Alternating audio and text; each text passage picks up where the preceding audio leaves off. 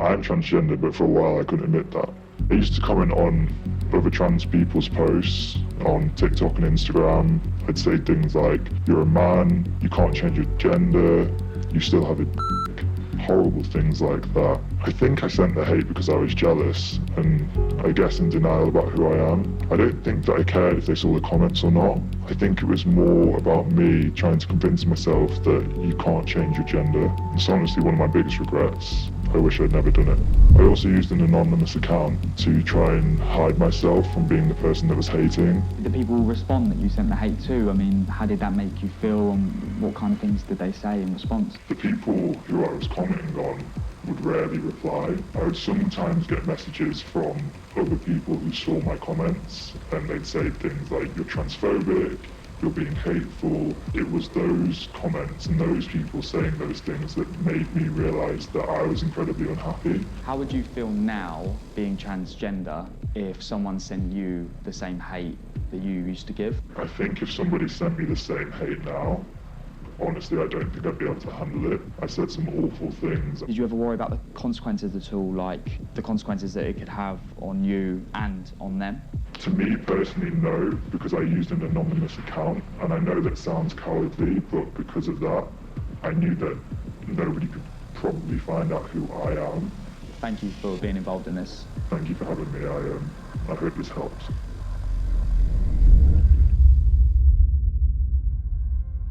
My name's Jenny Affia and I'm a privacy and reputation lawyer. In my experience, I mainly work with adults and I see a lot of bullying online. And the thing that I see the most of is anonymous. People thinking that they have complete anonymity behind an account and then engaging in really abusive, horrid content and smear campaigns against people. It can be possible to be completely anonymous online. In my experience, it's normally kind of 50-50. I get to find out who's actually behind an anonymous account.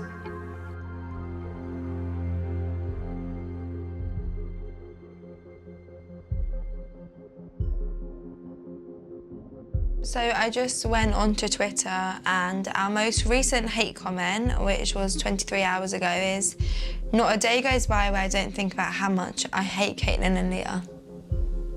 Caitlin and Leah have zero fucking chemistry, my God. That Caitlin and Leah on TikTok make me homophobic.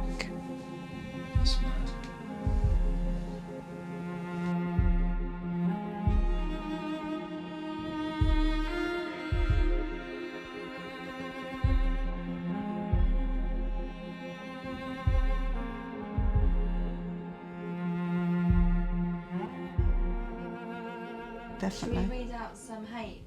Yeah, well, yeah, because I don't know, yeah. I sit down next to them. Yeah, because we don't really ever see it. It's not like a nice thing to share, is it? Like No. It's kind of like a shameful thing or like an embarrassing thing to say.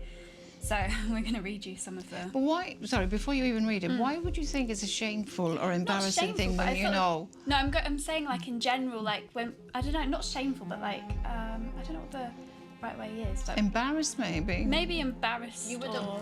be like, oh mum, look at this, look what someone's wrote about me. It's just you would rather hide it. Like you would rather just not like ignore it and not talk about it rather than, you know, bringing it to attention all the time. Okay.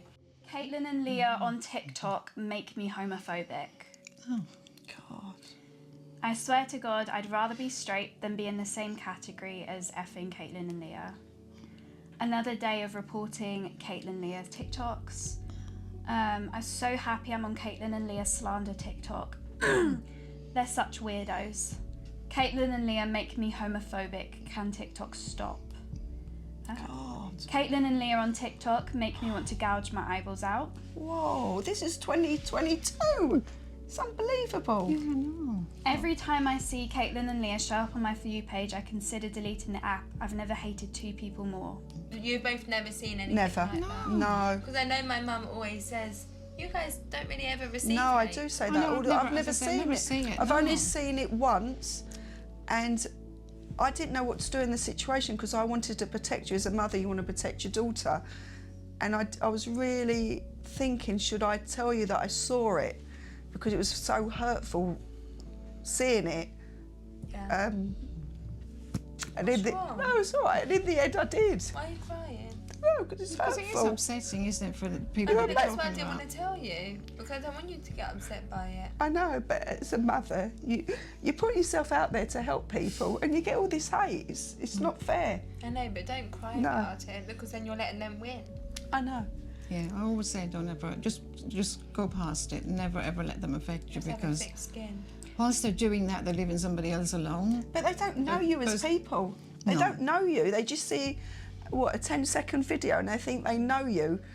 You're very insecure people, and to put yourself out there is so amazing, and helping people with your mental health and showing your life on the internet is a very courageous thing to do. Me personally, I always look past that person that's just made that comment, because they're doing it for a reason. It's not because they really hate you. They don't know you. They No, don't hate you. It's just of for course they don't. something to say, and they've got to pick on someone, because obviously they're fairly insecure about themselves, Yeah. and that's why they're saying it. One that stuck out to me, because I feel like it's especially, like, it's just not a nice thing to say, is Caitlin and Leah need sectioning.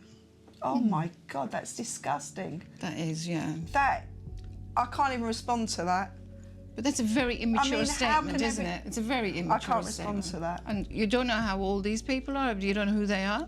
No, you just see faces, and a lot of the people are anonymous. Or- The difference between Leah and I is Leah, like, physically goes on your account and blocks these accounts. But be honest, Leah, does it affect you when you read them? Because you I never went through a talk stage about I it. didn't know, but I was Right. struggling a lot with it. Well, that upsets me a lot. That But I feel you do. That you have better. struggled. Yeah. Yeah. See, I know that it would affect you because you've got a very sensitive little soul. Yeah, you are. There was definitely one specific point where I wanted to quit TikTok, and that was because there was people who were creating awful hate videos about us, and the comments were just filled with constant hate, and it was just getting worse. It was becoming like a snowball effect. It was video after video coming out, all about the same things. Leah was just barely sleeping. She was constantly on her phone looking to check to see if there was any hate, and there was nothing we could do. We were scared to tell anybody because we didn't want them to see it and think badly of us. And I would be the person that would be looking more.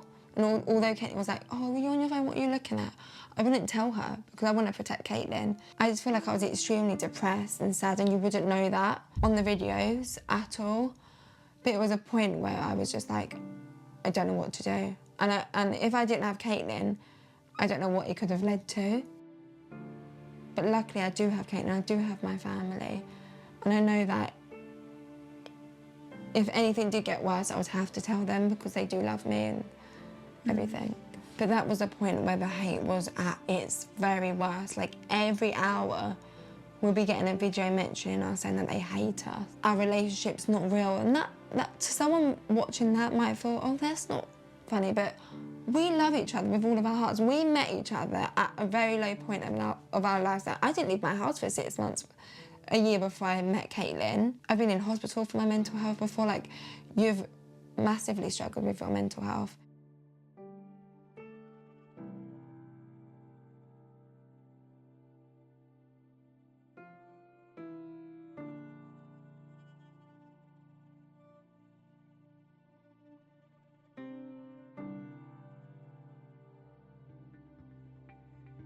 My name is Nikki. I'm from the Megan Starr Foundation, which is a charity that was set up after my 14-year-old daughter took her own life due to cyberbullying and mental health issues. Megan was such a strong girl. She was happy, vivacious. She was the life and soul of our house. She was like the busy bee around the house. She was helpful. Basically, she was like my best friend, the greatest daughter anybody could ask for. I always taught my children that they had to be nice and kind to everybody. Megan always did. She was always the one that helped everybody. When she died, I had a little boy knock on my door.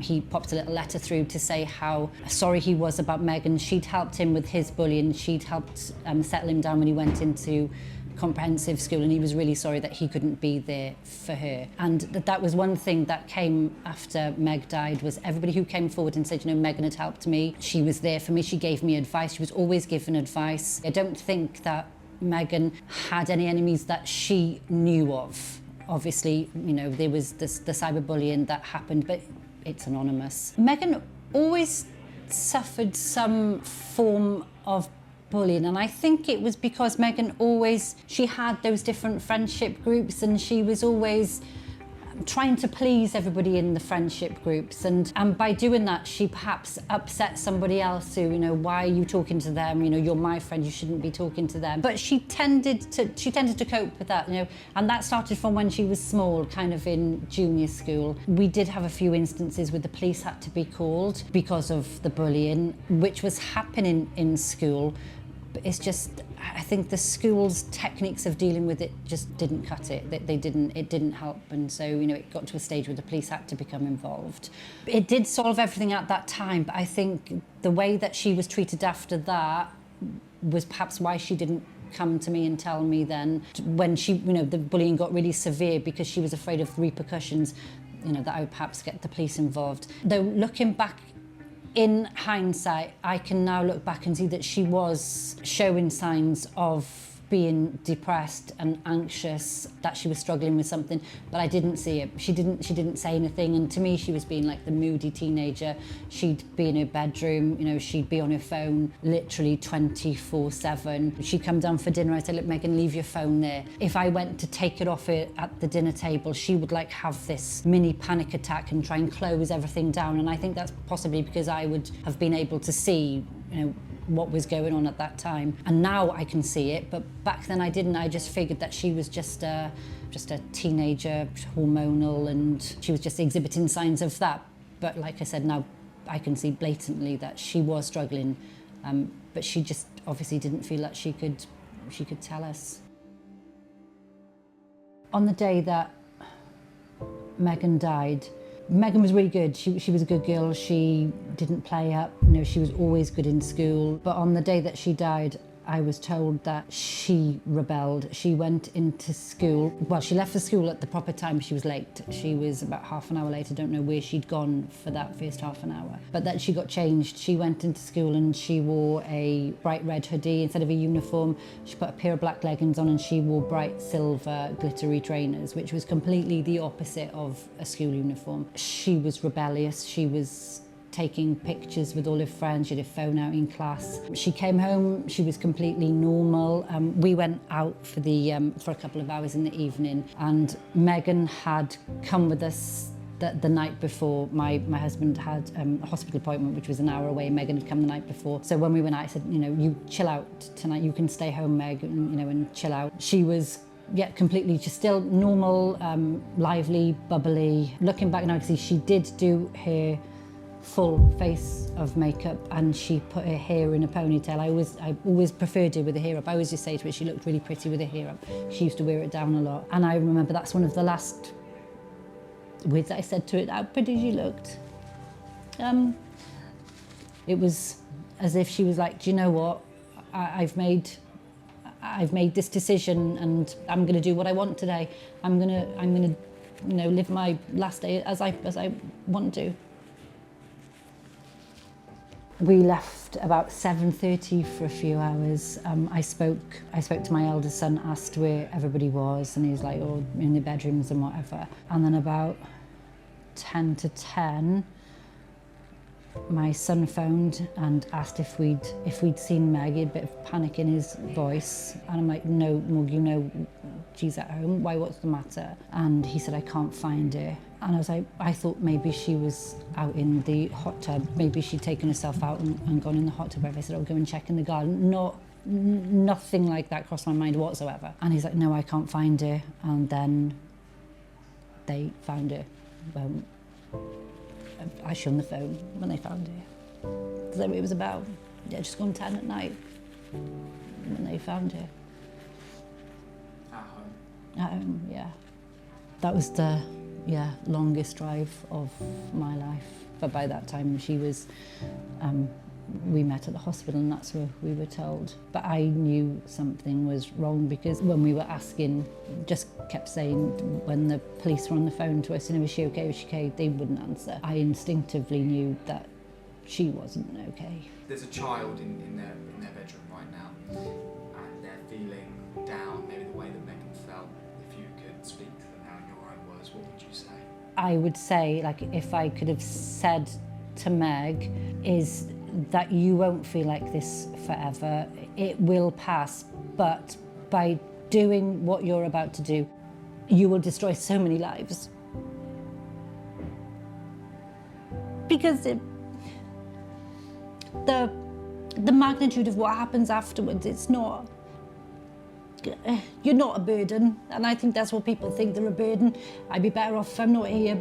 My mum would be better off, you know, I'm not going to be, you know, I'm not going to be an issue for them anymore, you know, if you're going through some of the stuff. The people who love you will never ever get over it. Just think that, you know, you are somebody's world. You might not think it, but you are somebody's world. And if you're not in it, then the way you're feeling, you're going to make somebody else feel like that. So yeah, suicide is not the answer. It's absolutely not the answer.